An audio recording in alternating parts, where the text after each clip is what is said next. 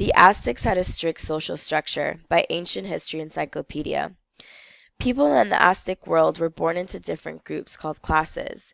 These classes were ranked from high to low. The noble class owned land and was very rich. Nobles were the ones who ruled the Aztec people. Traders could become rich too. They were the ones who bought and sold goods, but they never became as important as nobles. Most Aztecs were simple farmers. Most Aztecs remained in the same class for their whole lives. A few people were able to rise to a higher class, though. The Calpali. The Aztecs were divided into Calpalis. A Calpali was a group of connected families. Each Calpali was led by the elders and a chief known as the Calpalek. Calpalis owned land and divided it among their members. Farmers. Farmers were the biggest class in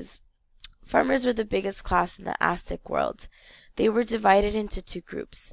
Field workers were the lower of the two groups. They did all the hard work in the fields. The higher group was made up of farming experts. They directed the planting. Some farmers worked their own land, but many worked on land owned by others. These farmers were in the lowest class of all. They had to give part of what they grew to the landowner. Slaves. There were also slaves in the Aztec world. They were known as bought ones. Slaves worked on farms or as servants. Slaves could be people the Aztecs had beaten in war, or they could be people who had broken the law or who owed a lot of money. Slaves were allowed to buy back their freedom. They were also allowed to marry non-slaves. Children from these marriages were born free. Artisans and traders. There were many artisans in the Aztec world. They worked with materials such as wood, metal, and fabrics. Many worked in large workshops.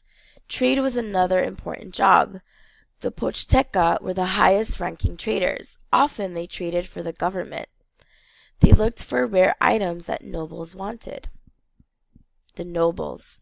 Nobles were easy to spot. They always dressed in clothing made from rare feathers. Sometimes people from lower classes could rise to become nobles. This happened if they were very brave in war. Nobles were the ones who served in the government. But there was an even more powerful group called the Tetuctin. They held the highest government positions. The Tetuctin also lived in large palaces. The Aztec king belonged to this class. Priests. Priests ran the Aztec religion. Both men and women could become priests. The highest-ranking priests always came from the noble class. The king was the top person in charge of the Aztec religion. He was helped by two high priests. Education. All Aztec kids had to go to school. Boys were taught how to be soldiers. Both boys and girls studied religion and history. Noble children went to special schools. These schools prepared them to work in the government. Marriage. Marriages were set up by the elders. The wedding lasted 4 days. Brides wore red feathers and were covered in sparkling golden powder. Aztec women had to clean the home, cook, and care for children. But they could also go to jobs. They were allowed to work as doctors, teachers, priests, and even traders. Couples lived with the man's family. Men were allowed to have more than one wife. It was the men who brought up their own sons.